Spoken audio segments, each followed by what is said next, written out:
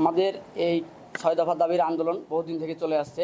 আমরা ঈদের পূর্ববর্তী সময়ে আমরা মাঠ পর্যায়ে কঠোর কর্মসূচিগুলো বাস্তবায়ন করি এবং কারিগরি মহাপরিচালকের আমন্ত্রণে দেশের সকল পলিটেকনিকের প্রতিনিধি হিসাবে কারিগরি অধিদপ্তরে আমাদের মিটিং হয়। সেখানে আমাদের যে দাবি দাবা এগুলো আমরা পেশ করি এবং তিনি আমাদের আশ্বাস দেন যে আমাদের দাবিগুলো সম্পর্কে অবগত আছেন এবং এ সম্পর্কে এটার উদ্দেশ্যে কাজ করে যাবেন। তো আমাদের কথা হচ্ছে আমরা এই যৌক্তিক দাবি বাস্তবায়ন যতদিন না হচ্ছে আমাদের আন্দোলন চলবে এবং আমাদের এই আন্দোলনের যে সময়সূচি আইনি যে বিষয়টা আছে এই বিষয়টা আমাদের কারিগরি অধিদপ্তরের যিনি আইনজীবী আছেন ওটা না ওই দিক থেকে দেখতেছেন। আমরা আশা করি দ্রুত সময়ের সমাধান হবে এবং আমরা চাই আন্দোলনের মাধ্যমে এবং আইনি প্রক্রিয়ার মাধ্যমে আমাদের এই দাবি আদায় হবে ইনশাআল্লাহ।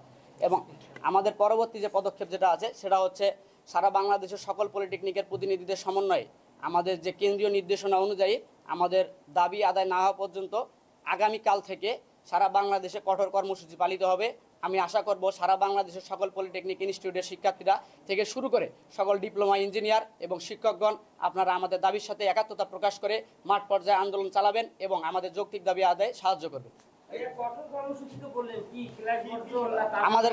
আমাদের কঠোর কর্মসূচি হিসাবে দেখা যাচ্ছে আমাদের কঠোর কর্মসূচি কেন্দ্রীয়ভাবে সিদ্ধান্ত হবে এবং সারা বাংলাদেশ ব্লকেট কর্মসূচি থেকে শুরু করে আমাদের বিভিন্ন যে কর্মসূচিগুলো হবে এবং এক পর্যায়ে আমাদের আন্দোলন আমাদের এইদিকে কোনো সুরা না পেলে ঢাকা কেন্দ্রিক কর্মসূচি লং মার্চ টু ঢাকা কর্মসূচি পর্যন্ত আসতে পারে।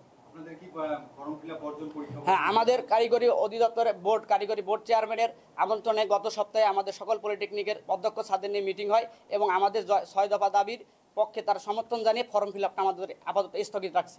আচ্ছা, আপনি বললেন যে বিগত সময়ে যখন আপনারা আন্দোলন করেছিলেন সেপ্টেম্বরে, তখন আপনাদের ৬ দফা মেনে নেওয়া হয়েছিল, আশ্বাস দেওয়া হয়েছিল, তারপরেও যে মেনে নেওয়া হলো না বা আপনার আশ্বাসের বিপরীতে কিছু হলো না, পরবর্তীতে আপনারা কি পদক্ষেপ নিয়েছিলেন এবং এই বিষয়ে কি বলবেন?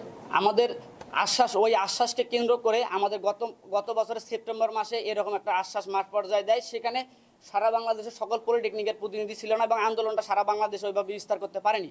শুধুমাত্র ঢাকা কেন্দ্রিক সকল পলিটেকনিকগুলো আছে তারা করে এবং তাদেরকে সেই জন্য মৌখিক আশ্বাস দেয়। পরবর্তীতে আমরা সারা বাংলাদেশের সকল পলিটেকনিক একত্রিত হই এবং আমাদের যে আন্দোলন তার পরবর্তীতে হাইকোর্ট কর্তৃক যে ক্রাফট ইন্সট্রাক্টরের 30% পদোন্নতির যে রায় দেয়, পরবর্তীতে আমরা তখন থেকে আন্দোলনটা চলমান রাখি এবং এখন শুধু এই আন্দোলন ঢাকা কেন্দ্রিক আমাদের মধ্যে নেই, সারা বাংলাদেশের সকল পলিটেকনিকের মধ্যে এটা ছড়িয়ে গেছে এবং যৌক্তিক দাবি আদায় না হওয়া পর্যন্ত আমাদের আন্দোলন চলে যাবে ইনশাআল্লাহ।